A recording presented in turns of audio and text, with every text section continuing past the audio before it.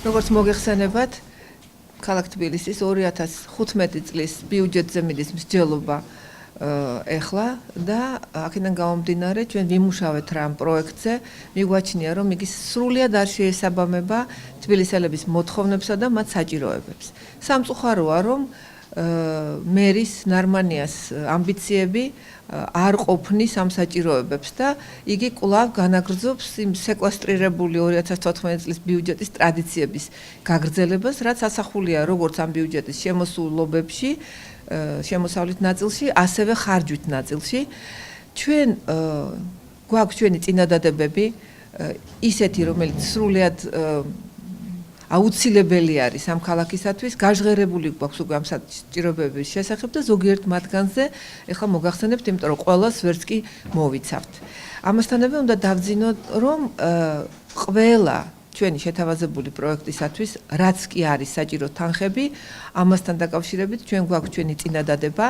კერძოდ, ჩვენ მიგვაჩნია, რომ ქალაქის შემოსავლების ნაწილში როგორც გადასახადების, ასევე გრანტებისა და მიზნობრივი ტრანსფერების კუთხით, ქალაქ თბილისს კვლავ აკლებს ცენტრალური ხელისუფლება 50 მილიონამდე თანხას. ეს თანხა არის როგორც თბილისის ტერიტორიაზე არსებული ქონების გადასახადებიდან, ასევე თვითონ მიზნობრივი ტრანსფერის გაანგარიშებიდან და რატომ ხდება ეს გაუგებარია, იმიტომ რომ 50 მილიონი გიგი უგულავას დროს ჩამოაჭრა ქალაქ თბილისს ცენტრალურმა ხელისუფლებამ და ეხლა ფაქტიურად დატოვა ამის გარეშე. გარდა ამისა, ჩვენ მოვიძიეთ კიდევ 25 მილიონზე მეტი ესეთი დანაზოგი ბიუჯეტში, რომ 65 მილიონამდე თანხის მოძიება შეიძლება და მისი უკეთ დახარჯვა იმ შემთხვევაში, თუ შეისმენენ, რა თქმა უნდა, ამ საჭიროებებთან დაკავშირებით ჩვენს წინადადებებს თბილისის მერიასა და ცენტრალურ ხელისუფლებაში ასევე. პირველ რიგში მინდა ვთქვა, რომ არა მარტო საჭიროებებს არ ფარავს ეს ბიუჯეტი, არამედ თვით დაპირებებს ქართული ოცნების და ბატონი მერისას. კერძოდ თქვენ გახსოვთ ალბათ ხეების დარგვასთან დაკავშირებით მისი დაპირება მილიონი ხიდან 250,000 ხე უნდა დაირქვას მომავალ წელს. თუკი მისი დაპირება უნდა შესრულდეს, მაგრამ ბიუჯეტში ჩვენ ვხედავთ მხოლოდ 36,000 ხის დარგვისათვის ჩადებულ თანხას. დანარჩენი კი არის მათი განმარტებით თითქოს და დენდროპარკის მოწყობისათვის, მაგრამ დენდროპარკში დარგული ხეები ეს სხვა რამ არის და თვითონ ვინაიდან მისი ადგილმდებარეობაც განსაკუთრებულია, ხოლო თვითონ ქალაქისათვის კი ეს სრულად სხვა მნიშვნელობის არის ამ ხეების დარგვა. ესე იგი ეს არის ნომერ პირველი ტყუილი ბატონი ნარმარიას დაპირებების შეუსრულებლობა. ასევე გვახსოვს, რომ სპორტის ობიექტების მშენებლობას დაპირდა იგი ქალაქის ყველა რაიონში, მაგრამ ესეც არ არის დაგეგმილი, მხოლოდ ერთ რაიონში არის ასეთი ობიექტის მშენებლობა დაგეგმილი.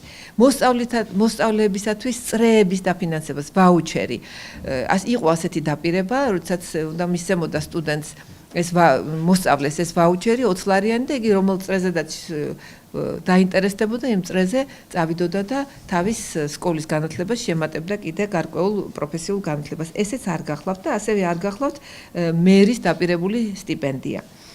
ჩვენ შეშფოთებას გამოვთქვათ იმის გამო, რომ რიგი თანხები სოციალურ პროექტებში არის შემცირებული.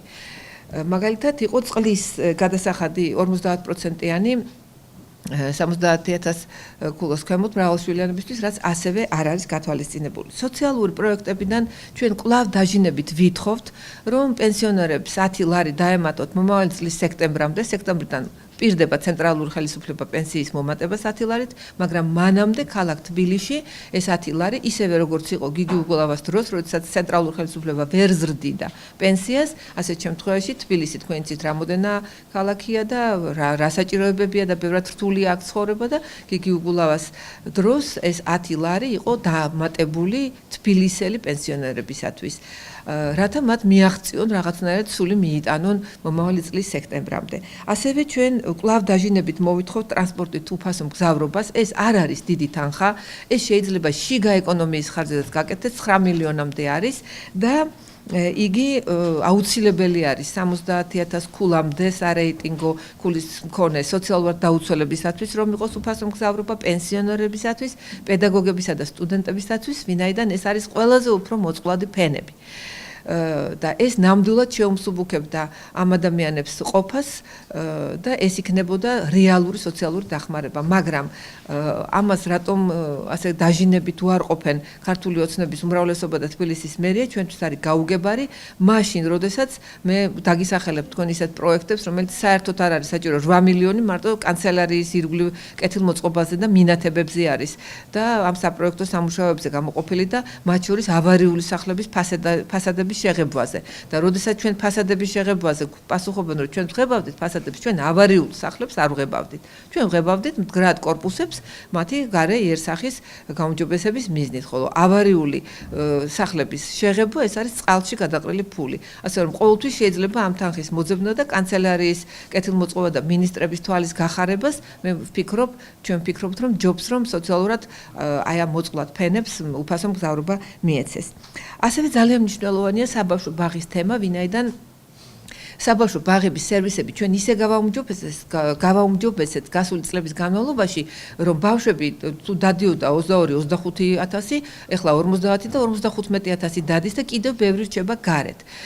ის მშენებლობები ბაღების, რომელიც მათ დაგეგმეს, არ ეყოფა ამ პრობლემას, ამიტომ ჩვენ ვითხოვთ ვაუჩერიზაციას ბაღებისას ისე რომ ყველა ბაღის გარეთ დარჩენილ ბავშვს სექტემბრიდან, არ ვამბობთ რომ ეხლა, სექტემბრიდან მიეცეს 100 ლარი, რათა ვინც დარჩება ბაღის გარეთ, ამ 100 ლარით შეეძლოს მშობელს დაამატოს, თუ კი ამის შესაძლებლობა აქვს და ამ დანამატის შედეგად პატარ-პატარა კერძო საბავშვო ბაღებში წაიყვანო, რაც ხელს შეუწყობს ასევე აი ამ ბიზნესის განვითარებას. კერძო საბავშვო ბაღებსაც ჩვენ ვიცით, რომ ჩვენ გვყავს ძალიან ბევრი კარგი პედაგოგებიც არიან და აღზრდებიც არიან, რომელთაც შეუძლიათ ამ ბიზნესის განვითარება. საერთოდ ბიზნესის განვითარებასთან დაკავშირებით მინდა გითხრათ, რომ ეკონომიკური პროექტები არის ძალიან ცოტა და ძალიან განახევრებული არის პრაქტიკულად, რაც არის სრულიად წარმოუდგენელი. ნაცვლად იმისა, რომ იაფის ესხი, რომელიც შეიძლება ჩვენ ისე ვერ ვამუშავეთ, მაგრამ შეიძლება მისი უკეთ ამუშავება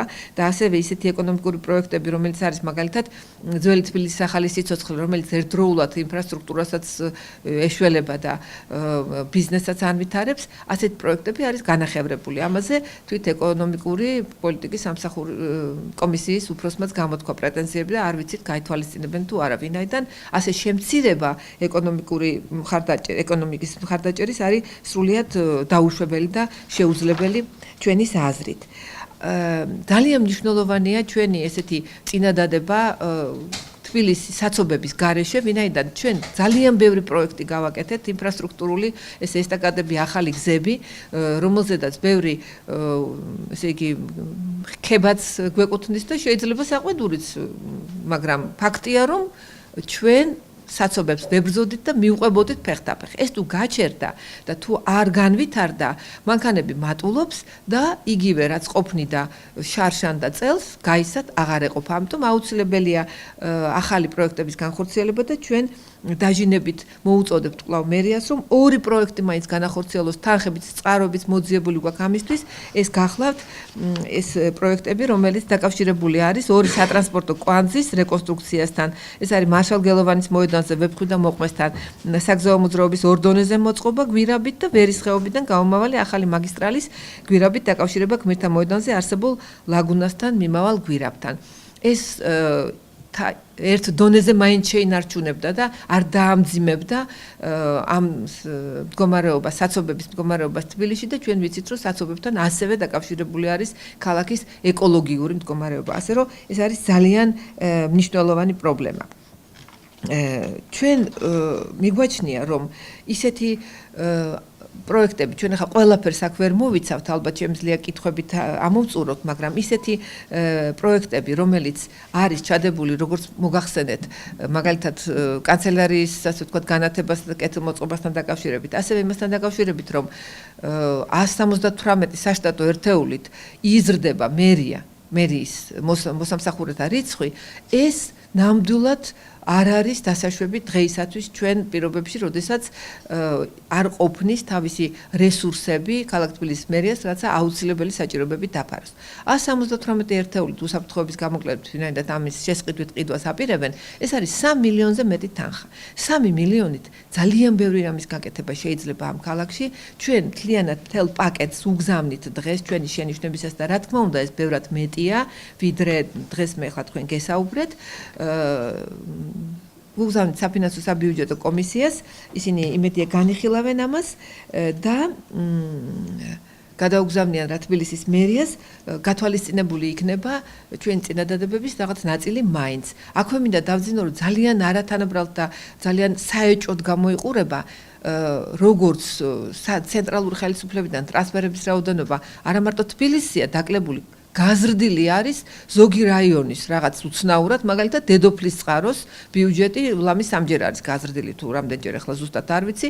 ეს ზოგიერთი რაიონის დაკლებულია თბილისზე, მაგალითად მუნიციპალიტეტზე ჩვენსაც დაკლებულია. ცხადია, რომ ეს ხდება მხოლოდ პირადი მითითებებითა და პირადი სიმპათიებითა და რაღაც ესე ვთქვათ ფარისეულურად. იგივე მინდა ვთქვა, ხდება თვითონ ქალაქში. ბიუჯეტის განაწილება რაიონების მიხედვით ცხადია, რომ არის არათანაბარი. ისეთ რაიონებს ეზრდება, რომელსაც მეტი ნაკლები საჭიროება აქვს და არ ეზრდება, რომელსაც მეტი საჭიროება აქვს და არის მაგალითად გზების გაკეთება, ვთქვათ, მთლიანად ისანი სამგორის რაიონში რაღაც 80% ერთ პატარა მუნიციპალიტეტზე მოდის და ზოგს საერთოდ არ აქვს გზების გაკეთება ჩადებული. ეხლა ამის ახსნა იმით, რომ არ მოითხოვეს იმ გამგებლება, მაშინ ეს არაპროფესიონალი გამგებლები და მაჟორიტარები ყოფილან. აქაც როგორც ჩანს, ნეპოტიზმს აქვს ადგილი და რაღაცა ვიღაცისთვის ხელის შეწყობას, რათა მისი ავტორიტეტი მაღალი დარჩეს, ალბათ ეს ადამიანები საპარლამენტო არჩევნებისთვის ემზადებიან და იქ მეტი თანხა უნდა დაიხარჯოს, სხვანაირად ჩვენ ამას ვერ ავხსნით, იმიტომ რომ საჭიროებები რაიონებს ან ერთნაირად უნდა გაეზარდოთ, ან უნდა იყოს დასაბუთებული, ვის რატომ ეზრდება და ვის რატომ არ ეზრდება. ნუ ყოველ შემთხვევაში ვის ეზრდება. ამიტომ ვამბობ ჩვენ, რომ ეს არის კორუფციული ბიუჯეტი. იგი ტოვებს შანსებს დიდი ალბათობით ისეთი კორუფციისათვის, რომელიც თვალსაჩინო შეიძლება არ იყოს მოსახლეობისთვის, მაგრამ ფაქტია, რომ მათ საჭიროებებს ვერ დაფარავს. კერძოდ მაგალითად, ჩვენთან შემოვიდა ესეთი ბიუჯეტი ერთ-ერთი რაიონიდან, ახლა არ დავასახელებ, იმიტომ რომ შეცვლიან ალბათ ამას, სადაც გაკეთებული ქუჩები იყო ჩადებული ახალ ბიუჯეტში. უკვე დაგებული და მათ შორის არა მარტო ჩვენ დროს დაგებული, ნაციონალურ მოძრაობის დროს, არამედ 2013 წელს უკვე როდესაც მოვიდა ქართული ოცნება აგვისტოში და სექტემბერში მათივე დაგებული. ეს რით ახსნათ? არაპროფესიონალიზმია, კორუფცია თუ რა არის, ამას მომავალი გვიჩვენებს. უბრალოდ მინდა გითხრათ, რომ მერია არ მუშაობს, თბილისი გაჩერებულია, კერძოდ შიდა შემოსულობები, ვთქვათ, არ აძლევს ცენტრალური ხელისუფლება არა, მაგალითად თანხას და ვთქვათ, ჩაგრავენ ამ ჩვენ ნარმანიაში ჯერ ერთი რატომ ჩაგრავენ, ეს მათი ერთ-ერთი პოლიტიკური ლიდერია, როგორც ამბობენ და რატომ ჩაგრავენ, მაგრამ მეორე შიდაც შეიძლება მათ მობილიზაცია უკეთ გააკეთონ თანხების. მაგალითად, იჯარებიდან და უძრავი ქონების პრივატიზაციიდან ეს თემა მაგათ აქვს საერთოდ გაჩერებული ამ წელს და მომავალშიც როგორც ჩანს ასე აპირებენ, იმიტომ რომ შეუძლიათ მეტი დაგეგმონ. ჩვენ არც ერთი წელი არ გქონია ისეთი რომ უძრავი ქონების პრივატიზაციიდან შემოგსვლოდეს ესეთი ცოტა თანხა, როგორც არის 26 მილიონი. მინიმუმ 30 მაინც შეუძლიათ დაგეგმონ. ქონდა 35, 39, 40 და იყო წელი, სადაც 100 მილიონამდე ავიდა ჩვენი შემოსულობები. იჯარიდან შემოსული თანხები არც გადახედილი, არც დათვლილი არის. გაუგებარია, რატომ არის ასე ცოტა დაგეგმილი. ეს უნდა იყოს დაგეგმილი მეტად უნდა მოხდეს ეს ყველაფერი და დაიძრეს, მაგრამ როგორ მოხდება, როდესაც პრივატიზაცია საერთოდ შეჩერებული აქვს, საიტი გაჩერებული, არაფერი არ იყიდება და ხალხი აწყდება სურს ქონების შეძენა და ამას ვერ ახერხებენ. ასევე სხვა წყაროებიც არსებობს, ჩვენ ამას ყველაფერს უთითებთ ამ წყაროებს, ჩვენ დასაბუთებული საკმაოდ ისეთი ნორმალური შენიშვნები გვაქვს გაგზავნილი, ჩვენ ვართ მომართული კონსტრუქციულად, ჩვენ გვსურს რომ იყოს გათვალისწინებული, ჩვენ რაღაცა მთვარიდან მოტანილი მოთხოვნები არ გვაქვს, იგი ნამდვილად სჭირდება თბილისს და ვფიქრობთ, რომ მათი მხრიდან იქნება გონივრული თუ ნახევარს მაინც გაითვალისწინებენ ჩვენი შენიშვნები.